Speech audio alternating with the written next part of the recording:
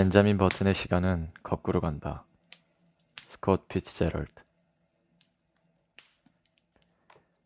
이것은 벤자민 버튼에 관한 이야기다. 나는 병원에서 태어났다. 당신 역시 그랬을 것이고 당신의 아이 또한 마찬가지일 것이다. 요즘에야 산통이 시작되면 병원부터 찾는 것이 일반적인 일이지만 1860년대에만 해도 병원에서 태어나는 아이보다 가정집에서 태어나는 아이가 훨씬 더 많았다. 그런 점에서 벤자민 버튼의 부모 로저 버튼 부부의 결정은 당시의 경향보다 50년이나 앞선 것이었다. 1860년대 여름 어느 날 로저 버튼 부부는 그들의 아이 벤자민을 병원에서 낳기로 했다. 하지만 이 결정, 그들이 살았던 시대보다 한참이나 앞섰던 이 급진적인 결정이 내가 지금부터 하려는 이야기와 어떤 관련이 있을지는 모르겠다. 벤자민 버튼의 기이한 인생은 남들과는 달랐던 그의 출생 과정에서부터 이미 예정된 일이었을까? 모르겠다. 나는 단지 어떤 일이 일어났을지를 있는 그대로 전달해 줄 뿐이다. 판단하는 것은 당신의 몫이다. 벤자민 버튼의 아버지 로저 버튼에 관한 이야기로부터 시작해보자. 그의 가문으로 말할 것 같으면 남북전쟁 이후 볼티모어 사회에서 네로라 하는 명문 가문 중 하나였으며 그가 하는 철물도매 회사 또한 업계에서 승승장구를 거듭하는 유력한 기업체였다. 사회적 영향력뿐 아니라 막대한 재산까지도 거머쥐고 있었기에 많은 이들이 로저 버튼과 그의 가문을 시기하고는 하였다. 게다가 그들은 남부인이라면 누구나 다 알만한 남부연합의 여러 멸망 있는 가문들과도 관계를 맺고 있었다. 결혼 생활 또한 순탄했다. 이런 그들에게 출산이라는 예스러운 전통을 맞이하게 된 것은 더 없는 축복이었을 것이다. 아내의 임신 소식을 들은 로저 버튼은 그의 아이가 아들이기를 바랬다. 아들을 낳아 그가 다녔던 코네티컷의 예일 대학에 보내고 싶었던 것이다. 커프스 단추라는 다소 빤한 별명까지 이어받기는 바라지 않았지만 말이다. 9월의 어느 날 볼티모어 사회의 저명한 인사이자 로저 버튼 철물도매 회사의 사장 로저 버튼은 아침 일찍 잠자리에서 일어났다. 이날은 그가 오랫도록 기다려왔던 집안의 경사가 예정된 날이었고 그는 자신의 초조한 마음을 감출 수 없었다. 그는 서둘러 옷을 차려입고 옷 매무새를 깔끔하게 정리한 뒤 병원을 향해 나섰다. 볼티모어 거리에 헤치고 나아가는 그의 가슴속은 오직 간밤의 어둠을 뚫고 태어났을 새 생명에 대한 생각으로 가득 차 있었다. 메릴랜드 개인병원에 거의 도착했을 무렵 그는 병원에서 나온 킨 박사를 볼 수 있었다. 킨 박사는 버튼 집안과 오랜 시간을 함께해온 주치의로 의사라면 의뢰 그렇듯 양손을 씻듯이 비비며 계단을 내려오고 있었다. 이 행동이 의사사회에 암묵적으로 내려오는 의사행동 강령 중 어디쯤 적혀있기라도 한 것일까?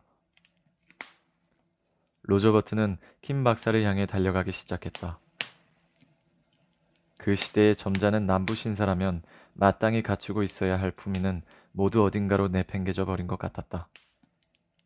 그는 정신없이 달려가면서 킴 박사를 향해 소리쳤다. 킴 박사님, 킴 박사님. 소리를 들은 킴 박사는 멈추어 서서 로저 버튼을 기다렸다. 단 그의 얼굴에 서린 묘한 표정은 로저 버튼이 킴 박사에 대해 익히 알고 있던 의사로서의 냉철함과는 거리가 멀어 보였다.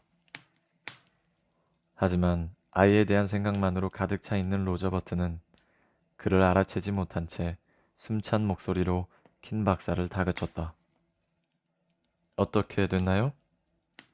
어떻게 잘 된 건가요? 아들이에요? 아니면 딸? 뭐라고 말 좀 해보세요. 진정하게 킨 박사가 날카롭게 외치며 로저 버튼의 말을 잘랐다. 킨 박사는 어딘지 모르게 화가 난 것처럼 보이기도 했다. 아이가 태어나기는 한 건가요? 로저 버튼이 계속해서 매달렸다. 김 박사는 눈살을 찌푸리며 말을 이었다. 글쎄, 일단은 그렇다고 볼 수도 있겠네. 또다시 킴 박사의 얼굴에 묘한 표정이 여리더니 그가 로저 버튼의 얼굴을 힐끔 쳐다보았다. 제 아내는 어때요? 괜찮은가요? 그렇다네. 아들인가요? 딸인가요? 계속되는 로저 버튼의 요원에 킴 박사는 잔뜩 화가 난 듯 버럭 소리를 질렀다. 그만 좀 하게. 궁금하다면 직접 가서 자네의 두 눈으로 확인 한번 해보지 그래? 이런 어처구니 없는 일을 다 보았나? 킴 박사는 마지막 말을 내뱉듯이 외치고는 로저 버튼의 얼굴을 외면한 채 투덜거렸다. 살다 보니 별의별 일을 다 겪어보는군. 이런 일이 내 의사로서의 명성에 도움이 될 거로 생각하나? 아니지. 이런 일을 한 번만 더 겪었다가는 난 끝장나버리고 말 거야. 나뿐만 아니라 누구라도 마찬가지일 거고 말이야. 무슨 일인데 그러시는 건데요? 새 쌍둥이라도 태어난 건가요? 새 쌍둥이? 그렇다면 차라리 다행이지. 일단 직접 가서 무슨 일이 일어났는지 확인해 보게. 그리고 나 대신 다른 의사를 찾아보게. 나는 자네가 태어났을 때부터 지금까지 40여 년이나 자네 가족과 함께 해왔지만 이제 자네와는 끝이야. 자네는 보고 싶지도 않군 그래. 자네뿐만이 아니야. 자네의 친구든 친척이든 누구라도 자네와 관련된 사람과는 상종도 하고 싶지 않은 심정이라네. 그럼 잘 있게. 로저 버튼의 계속되는 추궁에 킴 박사는 지쳤다는 듯 그리고 갓잔다는 듯 대담하고는 뒤로 돌아섰다. 그리고는 길가에 세워져 있던 그의 마차에 올랐다. 더 이상의 어떤 말도 남기지 않은 채 마차를 몰고 떠나는 킴 박사를 로저 버튼은 그저 망연자실하게 바라볼 수밖에 없었다. 도대체 어떤 일이 일어났다는 것일까? 얼마나 끔찍한 일이기에 저리도 심각한 반응을 보이는 것일까? 로저 버튼은 자신의 온몸이 덜덜 떨려오는 것을 느꼈다. 얼마 전까지만 해도 그의 마음속은 희망과 기대로 가득 차 있었다. 그러나 이제는 그 모두가 사라지고 대신 불안과 두려움이 엄습해 왔다. 문득 로저 버튼은 그 자리에서 도망치고 싶어졌다. 아내와 갓 태어난 아이가 있을 병원으로 들어가고 싶지가 않았다. 그렇게 한참의 시간을 망설이고 로저 버튼은 병원을 향해 발걸음을 옮길 수 있었다. 그에게는 병원의 현관문을 잡아 여는 것마저도 지독히도 무겁고 힘겹게 느껴졌다. 날이 마저 밝지 않은 탓에 병원 복도는 아직 어두컴컴했다. 복도 한편에 자리한 책상 뒤에 간호사가 앉아 있었다. 불안한 기색을 애써 감추며 로저 버튼은 간호사에게 다가갔다. 로저 버튼을 발견한 간호사가 먼저 친절하게 인사를 건네었다. 안녕하세요. 무슨 일로 오셨죠? 네, 안녕하세요. 저는 로저 버튼이라고 합니다. 제 아내가 오늘 이 병원에서 출산이 예정되어 있었는데 로저 버튼이 자신의 이름을 꺼내자마자 간호사의 얼굴이 새파랗게 질러갔다. 심지어는 몸까지 부들부들 떠는 것 같았다. 킴 박사가 로저 버튼을 만났을 때 보였던 것보다 훨씬 더 극적인 반응이었다. 킴 박사가 냉정한 태도로서 로저 버튼에게 불안감을 주었다면 당장 도망이라도 가버릴 듯한 간호사의 격렬한 반응은 그의 두려움을 한층 더 가중시켰다. 내 아이를 보고 싶습니다. 어느 쪽으로 가면 되죠? 굳은 결심이라도 내뱉듯 로저 버튼이 무겁게 말을 이었다. 그리고 그의 말에 간호사는 급기야 작은 비명마저도 내질러 버리는 것이었다. 그럼요. 보셔야지요. 2층이에요. 위층이라고요. 저기 아니 저쪽으로 올라가세요. 로저 버튼은 간호사가 가리키는 계단을 향해 걸어갔다. 애써 태어난 척했지만 그의 손과 등허리는 이미 식은 땀으로 축축하게 젖어 있었다. 걸음걸이 또한 위태롭게 비틀거리며 마치 술에 취한 사람처럼 보이기까지 했다. 겨우 계단을 올라 2층에 도달하자마자 그는 다른 간호사를 만날 수 있었다. 그녀는 양손으로 커다란 대야를 들고 있었다. 또박또박 말하며 안간힘을 쓰며 로저 버튼은 간호사에게 말을 건넸다. 저는 로저 버튼입니다. 제 아이를 보고 싶은데. 쨍그랑. 화들짝 놀란 간호사의 손에서 대야가 벗어나 바닥으로 떨어졌다. 쿵쾅. 우당탕. 떨어진 대야는 계단을 따라 1층을 향해 굴러내려갔다. 요란한 소음이 병원 복도에 가득 울려 퍼졌다. 그 소리는 마치 앞으로 로저 버튼이 맞이하게 될 불행의 전주곡처럼 들리기도 했다. 대야가 마침내 1층 바닥에 맞닿아서고 한 차례의 정적이 찾아왔다. 폭풍전야의 고요함 사이를 비집으며 로저 버튼은 소리쳤다. 내 아이를 보고 싶소. 어서 안내해 주시오. 신생아실은 병원 2층의 가장 깊숙한 곳에 자리하고 있었다. 간호사와 함께 신생아실에 들어선 로저 버튼은 죄인이 심판관의 판결을 기다리듯 고개를 푹 숙이고 간호사의 걸음을 뒤따라갔다. 이윽고 한 요람 앞에서 걸음을 멈추어 선 간호사가 그것을 손가락으로 가리키며 로저 버튼에게 말했다. 이것이에요. 이것이 바로 당신이 그렇게도 찾던 당신의 아이예요. 이것을 아이라고 부를 수 있을지는 잘 모르겠지만요. 로저 버튼은 고개를 들고 그녀의 손가락이 가리키는 쪽으로 시선을 옮겼다. 그리고 그는 그것을 보았다. 그것은 커다랗고 하얀 담요를 몸에 두르고 요람 위에 앉아 있었다. 아니, 앉아 있다고 하기보다는 거의 요람에 억지로 틀어박혀 있었다. 그리고 그것은 간호사의 말대로 아이라고 부르기엔 어려워 보이는 생김새를 하고 있었다. 그것은 아이라고 하기보다는 노인에 가까웠다. 머리는 대머리에 가까웠고 그나마 남은 머리카락마저도 하얗게 새어 있었다. 턱 밑에는 덥수룩하게 늘어진 잿빛 수염이 창 밖으로부터 불어오는 바람에 휘날리고 있었다. 초점 없이 흐릿한 눈으로 로저 버튼을 가만히 응시하는 그것을 바라보며 로저 버튼은 가슴에 분노가 차오르는 것을 느꼈다. 그리고 주저없이 분노를 터뜨려냈다. 내가 미친 사람처럼 보이는 거요? 그게 아니라면 이런 끔찍한 장난을 치는 것이 댁들은 재밌게 느껴지는 거요? 제 눈엔 이게 장난으로 보이진 않는군요. 당신이 미친 사람인지 아닌지도 잘 모르겠고요. 하지만 분명한 것은 이것이 바로 당신의 아이라는 것이에요. 로저 버튼의 분노에도 아랑곳하지 않고 냉정하게 대답하는 간호사의 말에 로저 버튼은 정신이 아찔했다. 잠시 눈을 감고 이것이 꿈이기를 간절히 바랬다.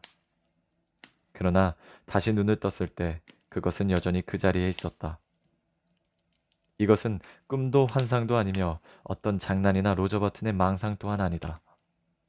역시 이 병원에 들어오는 것이 아니었다면 차라리 병원에 들어오기 전에 도망가 버려야 했다며 로저 버튼이 눈앞에 벌어진 끔찍한 상황을 괴롭게 고씻고 있던 그때 그것이 입을 열었다. 당신이 내 아버지인가요? 당신이 내 아버지가 맞나요? 목소리 또한 영랑없는 노인의 것이었다. 기운 없고 잔뜩 쉰 듯한 그것의 목소리에 로저 버튼과 간호사는 깜짝 놀라 그것을 바라보았다. 대답을 기다리지 않고 그것은 말을 이어갔다. 당신이 내 아버지가 맞는다면 제발 부탁인데 저를 이곳에서 좀 빼돌려 주세요. 쓸만한 흔들의자라도 하나 가져다 주시던가요. 그 말을 들은 채도 하지 않고 로저 버튼이 쏘아붙였다. 도대체 넌 누구야? 어디에서 나타난 놈이냐? 글쎄, 저도 제가 누군지 아직은 잘 모르겠네요.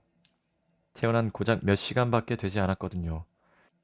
확실한 것은 제가 버튼 가문의 사람이라는 것뿐이에요. 거짓말, 이 사기꾼 같으니라고. 이봐요, 간호사. 뭐라고 말 좀 해봐요.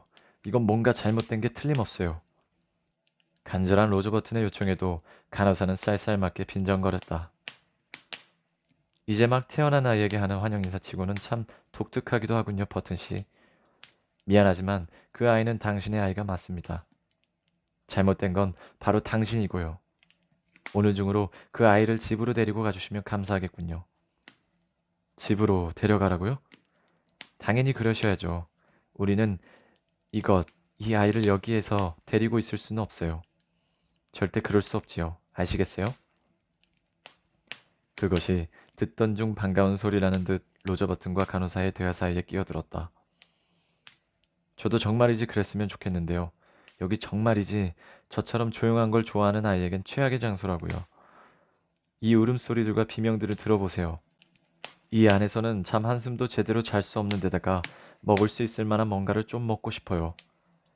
여기엔 고작 우유밖에 없더군요. 로저 버튼은 허물어지듯 요람 옆에 놓인 의자에 주저앉았다. 그리고 두 손에 얼굴을 파묻었다. 이런 말도 안 되는 일이라니. 그것도 나에게 이런 일이 벌어지다니. 이 기괴한 일을 보고 사람들이 무엇라고 떠들어대겠는가. 거기에다 대고 나는 또 무엇라 대답하고 어떻게 행동해야 한다는 말인가. 어서 아이를 집으로 데리고 가세요. 지금 당장이요. 간호사가 자꾸만 옆에서 재촉해왔다. 로저 버튼의 머릿속에 끔찍한 장면 하나가 선하게 떠올랐다. 사람들로 가득한 거리 사이로 그가 걸어가는 장면. 그리고 그의 바로 곁에 머리끝까지 담요를 뒤집어 쓴 끔찍한 유령이 바짝 붙어 졸졸 따라다니는 장면. 지나가는 사람들이 로저 버튼을 보고는 멈추어 서서 인사를 건넬 것이다. 안녕하세요, 로저 버튼 씨. 그런데 이 사람은 누구죠? 로저 버튼이 무엇라고 대답해야 할지 우물쭈물한 사이 유령은 담요를 벗고 자기 자신을 스스로 소개한다. 저는 로저 버튼 씨의 아들이에요. 오늘 아침에 메릴랜드 개인병원에서 태어났죠. 사람들이 깜짝 놀라고 누군가는 비명을 지르고 비명에 놀란 행인들이 로저 버튼을 향해 몰려들고 로저 버튼은 서둘러 자리를 벗어나 도망을 가지만 노인의 얼굴을 한 유령은 로저 버튼을 끝까지 쫓아 따라붙는다. 북적거리는 광장에서도 노예시장에서도 시장에서도 주택가의 근사한 저택들 사이에서도 그리고 그의 집까지도 유령은 떨어지지 않고. 이봐요 로저 버튼 씨, 정신 차려요. 잠깐만요. 혹시 내가 이 담요를 뒤집어 쓴 채로 집으로 걸어갈 것으로 생각하고 있는 건 아니겠죠? 간호사와 그것의 말이 동시에 로저 버튼의 끔찍한 상상 속으로 끼어들었다. 로저 버튼은 그것에게 악을 쓰듯 소리 질렀다. 아기들은 원래 담요로 감싸서 데리고 다니는 거야. 그것이 자신을 덮고 있는 유아용 포대기를 손으로 가리키며 투덜거렸다. 이걸 봐요. 이런 걸 어떻게 몸이 두르고 다니라는 건가요? 다른 아기들이야 어떨지 모르겠지만 난 도저히 이걸 몸에 두르고 단 1분도 참지 못하겠어요. 온몸이 가려워 죽겠는데 적어도 제대로 된 이불이라도 가져다 줄 것이지 뭐 이런 걸 덮으라고 가져다 주었는지. 그만. 알았으니 그만해. 로저 버튼이 신경질적으로 그것의 말을 끊고는 자리에서 일어났다. 간호사에게 우선은 시내로가 아이에게 입을 만한 옷을 사오겠다고 말하고는 신생아실 밖으로 나가는 문으로 향했다. 문을 열고 나가는 로저 버튼의 등 뒤로 그것이 소리쳤다. 그리고 지팡이도 하나 사다 주시면 감사하겠어요, 아버지. 저는 지팡이가 필요해요. 신생아실의 문이 쾅 소리와 함께 거칠게 닫혔다. 제 아들에게 입힐 만한 옷을 찾고 있습니다. 옷 가게의 성인복 판매대 앞에 선 로저 버튼이 점원에게 조심스럽게 물었다. 아드님이 몇 살이나 되었나요? 6시간쯤 되었소. 6시간이라고요? 유아복을 찾으시나 보군요. 유아복 판매대는 저쪽 뒤로 돌아가시면 찾을 수 있습니다. 그곳으로 한번 가보세요. 그런데 그게 그쪽에 제 아이에게 입힐 만한 옷이 있을 것 같지는 않아서요. 제 아이가 다른 보통의 아이들보다 훨씬 몸집이 크거든요. 유아복 판매대에 가면 치수도 종류별도 다 있을 겁니다. 가장 큰 치수로 물론 준비되어 있고요. 글쎄요, 그래도 부족할 것 같은데. 그럼 아동복 판매대로 가보시는 게 어떨까요? 바로 오른쪽으로 조금만 걸어가 보시면 됩니다. 점원과 대화를 나누면서 로저 버튼은 마치 자신의 부끄러운 비밀을 모두 들켜버린 듯 수치심을 느꼈다. 마음이 답답하고 불쾌감마저 드는 것 같았다. 그리고 이 불쾌함은 다 그것 때문이라며 자신에게 벌어진 끔찍한 일을 다시 한번 저주하고는 생각했다. 그래, 아동복 판매대에서 가장 큰 옷을 찾아 입히는 거야. 길고 덥수룩한 수염을 깔끔하게 자르고 백발을 연색하고 아동복을 사다 입히면 그래도 최악의 상황만은 면할 수 있을 거야. 차라리 숨겨두었던 자식이라고 하지 뭐. 하지만 아동복 판매대를 아무리 뒤져도 적당한 옷을 찾을 수 없었다. 갓 태어난 로저 버튼의 아들에게 맞을 만큼 큰 옷은 하나도 없었다. 로저 버튼의 저주가 그것에서 옷가게로 옮겨갔다. 이럴 때는 누구라도 자기 자신보다 가게 탓을 하는 법이다. 선생님의 아들이 몇 살이라고 하셨죠? 로저 버튼이 한참이나 아동복 판매대를 뒤적이며 우물쭈물하고 있자 처음 대화를 나누었던 점원이 다가가 다시 물었다. 그는 16살이에요. 아, 그렇군요. 죄송해요. 제가 말을 잘 알아듣지 못했나 보군요. 저는 손님의 아드님이 나이를 6시간이라고 하신 줄 알았어요. 그렇다면 여기가 아니라 저기 저쪽으로 한번 가보세요. 아드님에게 입힐 만한 옷을 찾을 수 있을 겁니다. 원하는 바를 이루지 못한 로저 버튼은 실망스러운 표정으로 아동복 판매대를 등지고 뒤돌아섰다. 그리고 그때 드디어 발견했다. 저는 바랄 것도 없을 정도로 훌륭한 옷이었다. 마네킹에 입혀져 있는 그 옷을 가리키며 로저 버튼이 점원에게 외쳤다. 바로 저거요. 저거면 딱 적당할 것 같소. 저 옷으로 사도록 하겠소. 하지만 손님, 저건 아이들이 입을 만한 옷이 아닌걸요.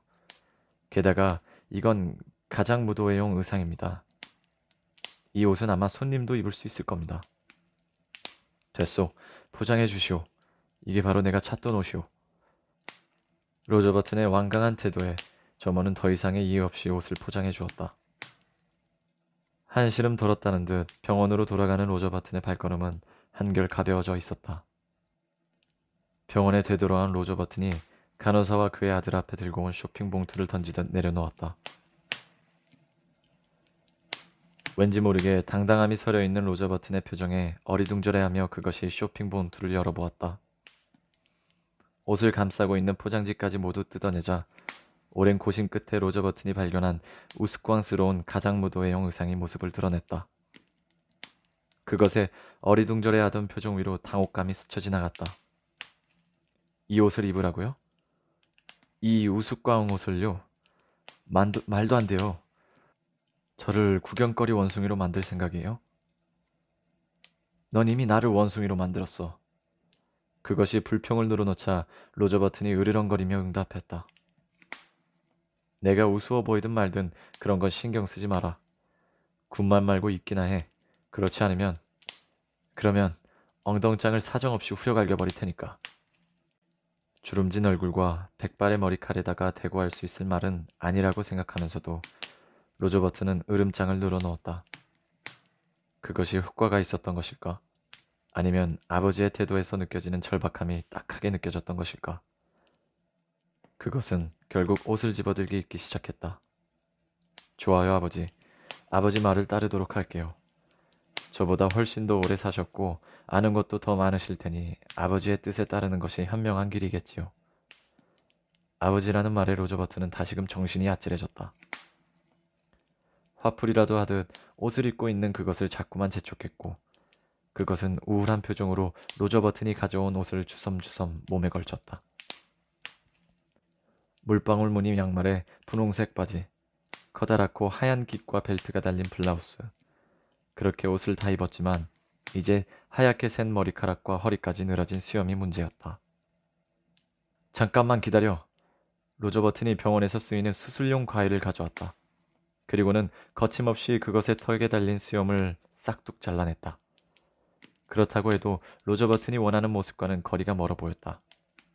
아직 백발의 머리카락이 머리에 듬성듬성 나 있었고 눈동자는 흐릿했으며 치아는 누렇게 발해 있었다.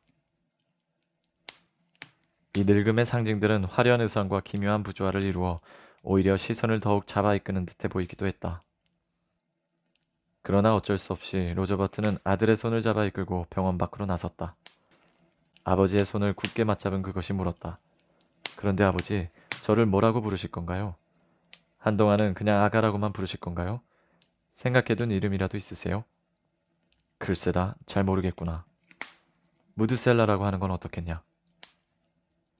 로저 버튼은 그의 아이를 다른 평범한 아이들처럼 키우고 싶었다. 그의 머리를 짧게 잘라 자연스러운 검은색으로 염색을 시켰다. 얼굴에는 윤이 반짝반짝 나도록 면도를 시켰다. 그의 몸에 맞도록 특수 제작한 아동복까지 입혔다. 그러나 이 모든 노력에도 벤자민 로저버트는 그의 아이를 무드셀라 대신 벤자민이라 부르기로 했다. 이 다른 보통의 아이들과 다르다는 사실을 숨길 수는 없었다. 벤자민 버튼은 아이라고 하기엔 키가 너무도 컸고 아무리 아동복을 입힌다고 한들 그 커다란 덩치를 숨길 수는 없었다. 눈썹을 다듬고 머리카락을 검게 연색한다고 한들 초점 없이 흐릿하고 늙은 눈동자마저 숨길 수는 없었다. 로저 버튼의 고집은 벤자민을 단순히 아이처럼 꾸며놓는 것에서만 그치지 않았다.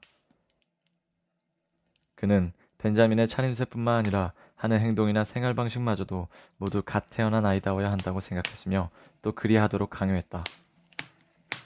따뜻한 우유에는 아무것도 먹지 못하게 했을 정도로 말이다. 벤자민은 그의 아버지와 한참의 타협을 거친 뒤에야 우유 말고 빵과 버터, 오트밀까지 먹을 수 있도록 허락을 받을 수 있었다. 심지어 로저 버튼은 그의 아들을 위해 유모까지도 구해왔었다. 물론 그 유모는 벤자민 버튼을 만나자마자 불처럼 화를 내며 뛰쳐나가 버렸다. 하루는 딸랑이를 사들고 온 로저 버튼이 벤자민에게 그것을 건네고는 가지고 놀도록 강요했다. 워낙에 완강한 로저 버튼의 태도 탓에 마지못해 받아들이긴 했지만 그리고 아버지가 들으라는 듯 가끔 딸랑이를 흔들어대고는 하긴 했지만 생기세뿐만 아니라 사고방식도 노인과 다름없었던 벤자민 버튼이 딸랑이의 금세 흥미를 잃은 것은 당연한 일이었다. 딸랑이 대신 벤자민은 다른 흥미거리를 찾아냈다. 아버지가 보는 앞에서 당당히 즐길 수 없는 취미생활이었지만 불행히도 로저 버튼이 벤자민의 새 취미생활을 알아차리는 데는 그리 오랜 시간이 걸리지 않았다. 어느 날 육아실에 불쑥 들어간 로저 버튼은 방 안 가득히 자욱하게 퍼져있는 하얀 연기와 당황하며 시각공초를 황급히 숨기는 벤자민의 모습을 발견할 수 있었다. 어쩐지 요즘 들어 평소보다 시가가 빨리 떨어지는 것 같더라니. 로저 버튼은 매라도 들어 따끔하게 혼을 내주고 싶었지만 차마 노인의 얼굴을 한 벤자민에게 그리할 수는 없었다. 자라나는 아이에게 담배는 해롭다. 뻔한 경고와 충고만이 로저 버튼이 할 수 있는 전부였다. 시가 사건 이후에도 로저 버튼은 자신의 태도를 바꾸지 않고 계속해서 벤자민 버튼에게 새로운 장난감을 사다 주었다. 어떤 날은 장난감 병정을 사오기도 했고 또 어떤 날은 장난감 기차나 커다란 봉제 인형을 사오기도 했다. 게다가 장난감 하나를 사더라도 혹여 페인트 칠이 벗겨지지는 않은지 아이가 가지고 놀기에는 위험한 구석은 없는지 점원에게 꼼꼼히 따져보기도 했다. 벤자민은 아이이며 아이는 아이다워야 한다는 자기 자신만의 환상 속에서 빠져나오지를 못했던 것이다. 이 모든 노력에도 벤자민은 아버지가 사오는 어떤 장난감에도 흥미를 보이지 않았다. 장난감 대신 벤자민이 집어든 것은 아버지의 서재에 있는 백과사전이었다. 아버지가 집에 없는 틈을 타서 벤자민은 몰래 서재로 내려가 백과사전을 한 권씩 육아실로 들고 올라왔다. 그리고는 온종일 독서에만 몰두하였다. 봉제 인형과 노아의 방주 모형, 장난감 기차, 로저 버튼의 집착과 헛된 노력은 모두 방 한구석에 내팽개져 버린 채. 사실 벤자민이 처음 태어났을 때만 해도 그의 탄생은 볼티모어 사회 전체를 달구어 넣는 뜨거운 감자였다. 사람들은 모일 때마다 버튼 가문에 대한 온갖 가십과 루머, 벤자민의 정체에 대한 억측들을 늘어놓곤 하였다. 그러나 이내 남북전쟁이 발발하였고 다행히도 사람들의 관심은 벤자민 버튼 대신 다른 곳으로 흩어져 떠나버렸다. 그러니 남북전쟁은 버튼 가문에게 있어서만큼은 불행한 일이라기보다는 차라리 행운에 가까웠을 것이다. 버튼 가문과 친밀한 관계를 유지하던 사람들은 태어난 아이에 대해 듣기 좋은 칭찬을 만들어내기 위해서 머리를 쥐어짜기도 하였다. 그러나 고심 끝에 찾은 답이 고작 아이가 할아버지와 닮았다. 로저 버튼에게는 그것이 칭찬이라기보다는 조롱이나 저주, 모욕으로 들릴 뿐이었다. 아이가 정말로 아이의 할아버지처럼 이름 먹은 노인네와 다름없는 상태였으니 말이다. 그 말을 전해 들은 당사자 벤자민의 할아버지는 모멸감에 벌컥 성질을 낼 정도였다. 벤자민 그 자신은 아버지 손을 잡고 병원에서 나왔을 때부터 자신에게 주어진 현실과 남다른 삶을 순순히 받아들였다. 그리고 그에 맞추어 처신하는 것을 주저하지 않았다. 삭신이 쑤셔 가만 앉아 있는 것조차 힘이 들어도 가끔은 몇몇 아이들과 오후 내내 팽이나 구슬치기를 하며 시간을 보냈다. 어떤 날은 우연히 새총으로 부엌 창문을 깨트린 적이 있었는데 벤자민은 아버지가 그 사고에 대해서 내심 흡족해 했다는 것을 알게 되었다. 그리고 그 이후부터 잊을 만한 때쯤이면 항상 무언가를 깨뜨렸다. 이것은 다분히 고의적인 행동으로 오로지 그의 아버지를 기쁘게 하기 위한 것이었다. 남다른 처지 탓이었는지 아니면 천성이 그랬던 것인지 벤자민에게는 어렸을 때부터, 아니 늙었을 때부터 타인에 대한 사려 깊은 배려가 몸에 배어 있었다.